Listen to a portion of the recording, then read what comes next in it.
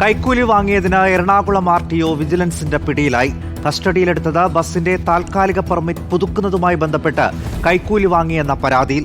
Ernakulam RTO TM ജെർസന്റെ വീട്ടിൽ നിന്ന് 60 ലക്ഷം രൂപയുടെ നിക്ഷേപത്തിന്റെയും മറ്റ് അനധികൃത സമ്പാദ്യത്തിന്റെയും രേഖകളും വിജിലൻസ് പിടിച്ചെടുത്തു. ഫോർട്ട് കൊച്ചി ചെല്ലാനം റൂട്ടിലോടുന്ന ബസിന്റെ താൽക്കാലിക പെർമിറ്റ് പുതുക്കുന്നതുമായി ബന്ധപ്പെട്ട് കൈക്കൂലി വാങ്ങിയെന്ന പരാതിയിലാണ് എറണാകുളം RTO TM ജെർസനെ വിജിലൻസ് പിടികൂടിയത്. ഏജന്റുമാരായ രാമപ്പടിയാർ, സജി എന്നിവരും കസ്റ്റഡിയിലുണ്ട്. ജെർസന്റെ വീട്ടിൽ റെയ്ഡ് രാത്രി വൈകിയും തുടരുകയാണ്. 50 ലക്ഷത്തിലധികം രൂപയുടെ നിക്ഷേപത്തിന്റെ രേഖകൾ വീട്ടിൽ നിന്ന് വിജിലൻസ് പിടികൂടി. 50-ൽ പരം വില കൂടിയ വിദേശ മദ്യം പിടികൂടിയിട്ടുണ്ട്. 60,000 രൂപയും കണ്ടെടുത്തു. പൈസ അങ്ങനെ ചുരുട്ടി റബ്ബർ ബാൻഡ് ഇട്ട് കവറിലിട്ട രീതിയിൽ 60,000-അപ്പുറത്ത് പൈസ കിട്ടിയിട്ടുണ്ട്.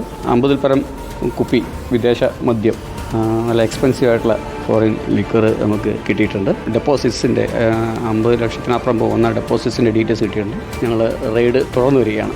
വിജിലൻസ് SP S ശശിധരന്റെ നിർദ്ദേശാനുസരണം DYSPമാരായ NR ജയരാജ്, KA തോമസ് എന്നിവരുടെ നേതൃത്വത്തിലാണ് RTOയെ കസ്റ്റഡിയിലെടുത്ത് ചോദ്യം ചെയ്യുന്നത്. ജെർസനെതിരെ നേരത്തെയും പരാതികൾ ഉണ്ടായിരുന്നുവെന്ന് വിജിലൻസ് സംഘം വെളിപ്പെടുത്തി. ഏജന്റുമാരായ രാമപ്പടിയാർ, സജി എന്നിവരുടെ വീട്ടിലും വിജിലൻസ് റെയ്ഡ് നടത്തി. റിപ്പോർട്ടർ, കൊച്ചി.